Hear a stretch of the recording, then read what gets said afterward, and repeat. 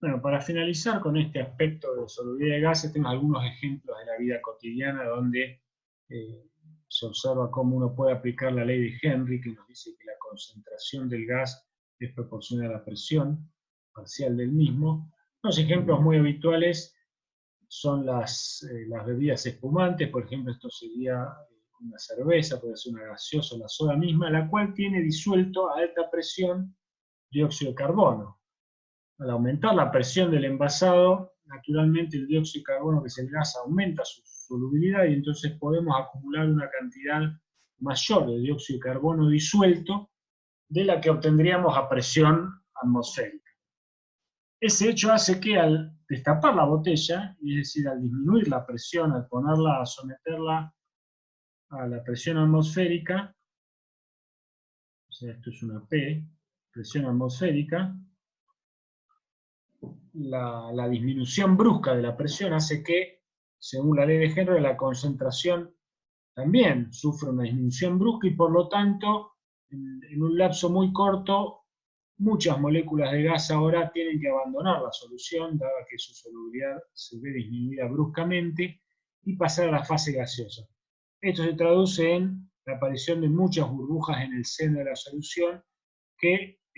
salen de la solución y pasan a la fase gaseosa formando muchas burbujas que lentamente alcanzan la superficie y pasan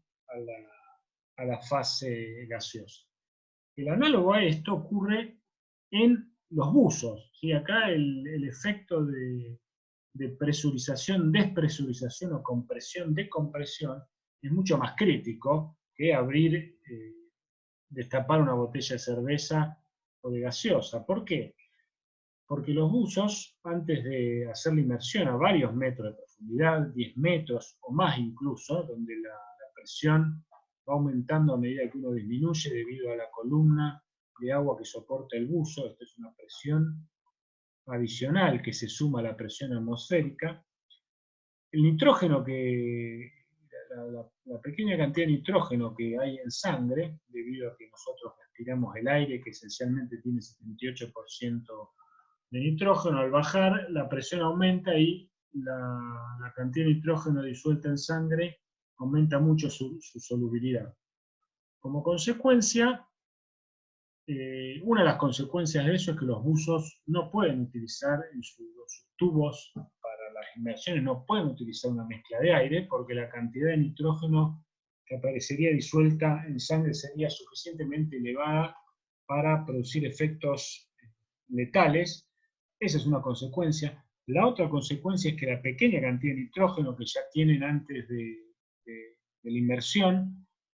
también es suficiente para generar problemas, por ejemplo, en el caso de una decompresión brusca. Una vez que el buzo decide terminar la etapa de inmersión y va